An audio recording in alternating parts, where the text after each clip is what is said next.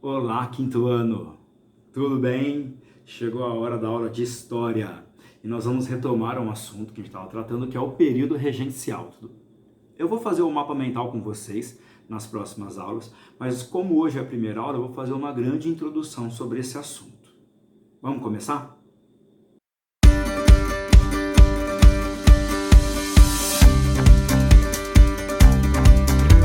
Bom, para entender o período regencial, eu preciso voltar um pouquinho no tempo e falar de Dom Pedro I, ok? Vamos lá? No dia 7 de setembro de 1822, Dom Pedro, montado em seu cavalo, declara o Brasil independente. Tá bom, gente, eu sei que isso não é um cavalo, que é uma rena, que é o Sven, mas é o que eu tenho para hoje, então vamos colaborar, hein? Finge que é um cavalo, finge que o Hans é Dom Pedro I e tá tudo certo. A partir de agora, o Brasil está independente de Portugal. Somos um país livre e eu serei o imperador por 9 anos. Bom, a gente já sabe que por 9 anos Dom Pedro I, sou eu, governou o Brasil. Nós já trabalhamos esse reinado, não é o nosso assunto, ok? Mas é só para vocês entenderem que ele era o imperador. Estava lá todo felizão, governando o Brasil, e de repente ele foi embora. Montou no seu cavalo rena e foi embora. E aí, o que aconteceu? Aconteceu que o seu filho de apenas 5 anos ficou sozinho no Brasil.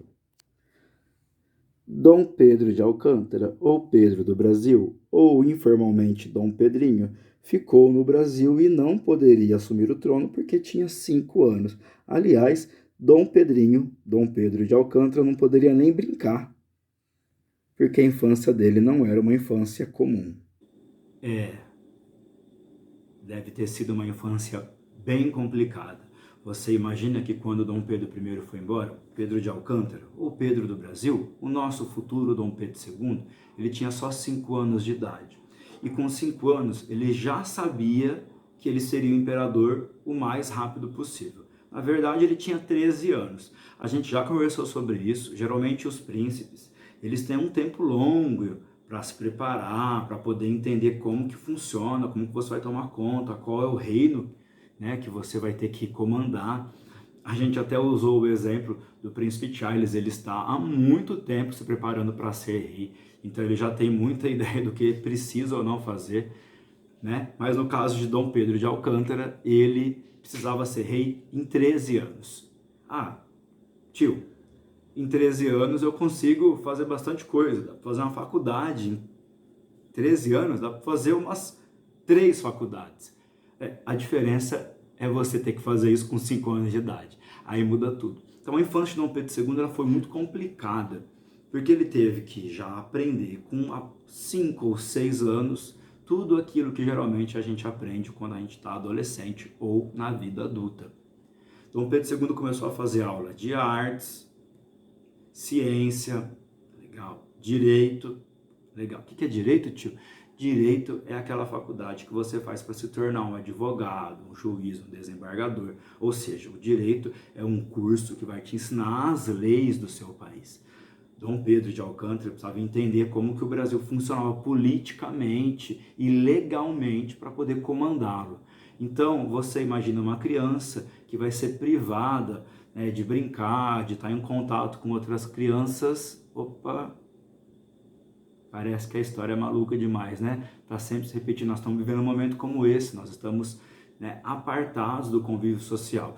Dom Pedro II, vou chamar de Dom Pedro II para vocês entenderem, né? Na sala de aula a gente tinha um segredo, mas não vamos contar para ninguém não, a gente chamava de Dom Pedrinho, tá? E esse nome é em off, ele é extraoficial, é só para você não confundir Dom Pedro I com Dom Pedro II. Mas o Dom Pedrinho, o Pedro de Alcântara, o Pedro do Brasil, ele não foi apartado da vida social como nós estamos sendo agora. Ele não ficou em quarentena, não é isso não. Só que as prioridades eram diferentes.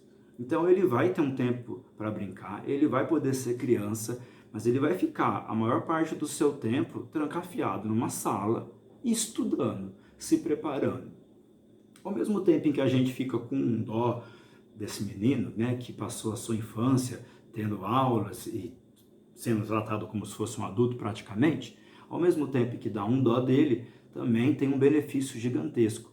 Nós vamos falar de Dom Pedro II mais para frente, o foco não é ele, é que a gente não resiste, né? O foco é a regência, mas nós vamos perceber nas próximas aulas o quanto que essa preparação fez com que ele fosse um imperador diferenciado.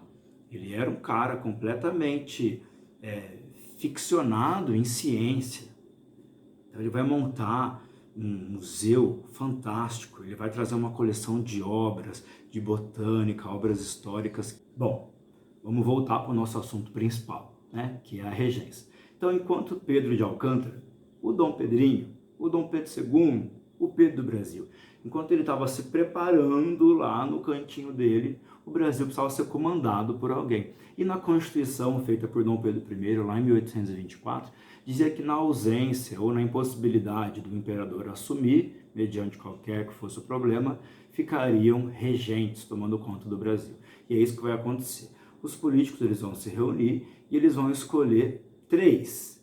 São três regentes. Nós não vamos nos preocupar aqui em decorar os nomes desses regentes. Isso para a gente não tem muita importância, ok? O que a gente precisa entender é que quando você tira o imperador e coloca alguém para substituí-lo, você causa um atrito de poder. Então, por isso que eles colocaram três. A ideia da regência trina era que não ficasse uma pessoa só ocupando o poder, porque talvez seria concentrar poder demais na mão de uma só pessoa. Por isso, dividir em três. Mas a gente já sabe que isso não deu certo.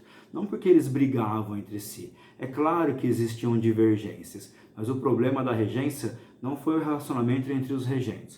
O problema da regência foi o relacionamento dos regentes com os presidentes de província, que nós também vamos chamar aqui de governadores de estado. Lá naquela época, os estados eles tinham um nome de província e o governador do estado, então vamos dar um exemplo, o Dória é o governador do nosso estado de São Paulo.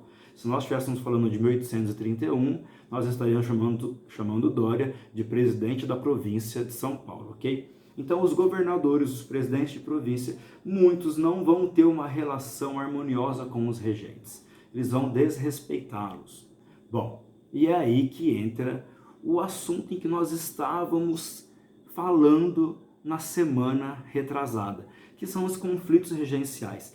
Essa dificuldade de respeitar a hierarquia do regente, ela vai acabar respingando nos estados e no cotidiano das pessoas. Conforme os presidentes de província, os governadores, eles foram deixando o regente de lado e fazendo aquilo que eles queriam, a vida de muitas pessoas nesses locais começaram a piorar. Porque esses caras, eles tinham muito poder na mão e eles começavam então a praticar alguns desmandos. Além da falta de obediência e de respeito dos presidentes de província, dos governadores para com os regentes, existia também uma descrença na população. Então o próprio povo, ele pensava, mas o regente, ele não tem toda a autoridade, nem o governador, nem o presidente da província está respeitando, por que eu devo respeitar? Isso foi causando na população do Brasil, então, um descontentamento e uma desconfiança política.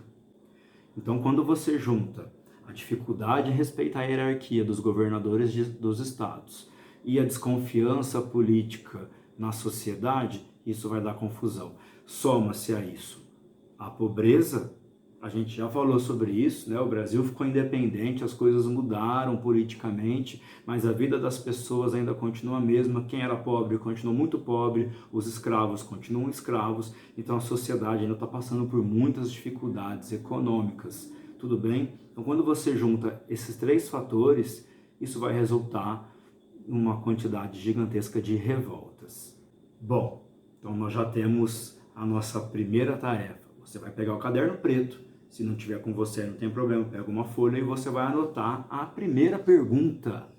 Eu vou deixar essa pergunta lá no portal, eu vou editar agora, eu vou explicar um pouco do que eu quero que você responda, mas eu vou deixar a pergunta no portal. Se você esquecer, não conseguir anotar, você tem onde buscar, combinado? Vamos lá. Pergunta número 1. Quais as revoltas que aconteceram durante a regência? O nome e o local. Pergunta número 2. Qual o motivo que permeou praticamente todas as revoltas.